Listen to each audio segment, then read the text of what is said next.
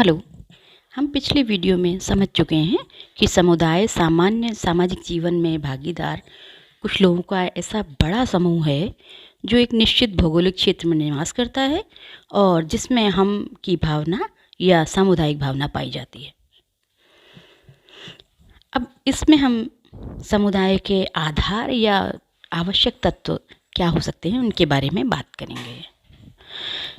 किसी भी समूह को समुदाय कैसे कहा जाए, इसके लिए कुछ आवश्यक आधार बहुत ज़रूरी हैं, जिनमें से पहला है व्यक्तियों का समूह। यानी व्यक्तियों के बिना समुदाय बन ही नहीं सकता, सामाजिक जीवन ही नहीं हो सकता और ना ही सामुदायिक भावना हो सकती है। तो सबसे पहले ज़रूरत है व्यक्तियों के समूह की, ये इसका पहला आधार है। दूसरा आधार निश्चित भौगोलिक क्षेत्र, यानी जो भी व्यक्तियों का समूह है वो एक निश्चित भौगोलिक क्षेत्र में निवास करेगा, तभी उसको समुदाय कह सकते हैं।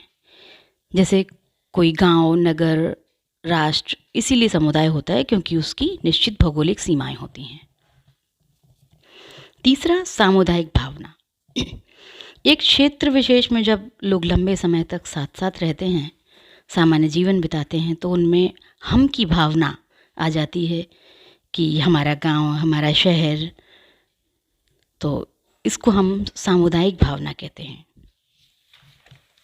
जिसको गिडिंग्स ने इसको समानता की चेतना भी कहा है। सामुदायिक भावना में एक ये बात होती है कि हम अगर कहीं दूसरी जगह भी चले जाएं तब भी वो भावना हमारे साथ रहती है। हम अगर बाहर कहीं चले जाएं तो कहेंगे हमारे भरतपुर का व्यक्ति। तो इसी तरह से इसको हम सामुदायिकता की भावना कह सकते हैं। चौथा सामान्य जीवन, यानी एक समुदाय के अंदर सभी सदस्य लगभग सामान्य जीवन यानी लगभग एक सा जीवन व्यतीत करते हैं और ये एक आत्मनिर्भर इकाई होती है जिसके अंदर ही सदस्यों की लगभग सभी आवश्यकताएं पूरी हो जाती हैं।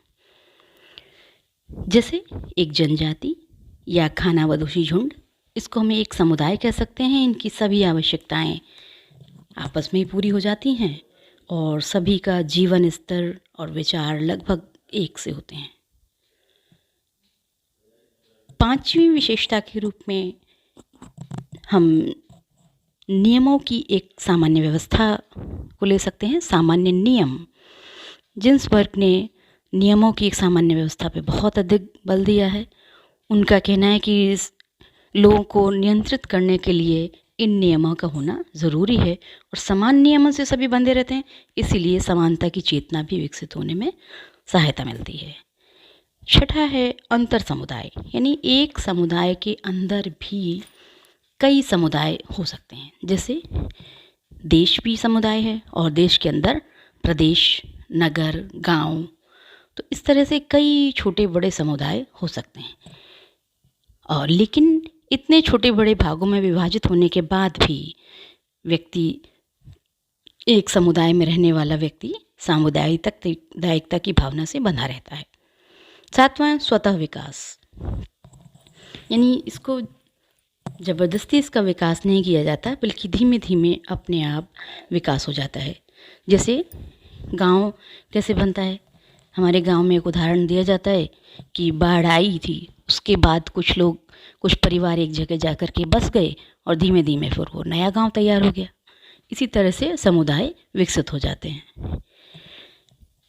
आठवां और लास्ट कह सकते हैं विशिष्ट नाम, यानी किसी भी समुदाय की विशेष पहचान के लिए एक विशेष नाम भी होता है और इसी नाम से संबंधित होने के कारण सदस्य हम की भावना से जुड़े रहते हैं।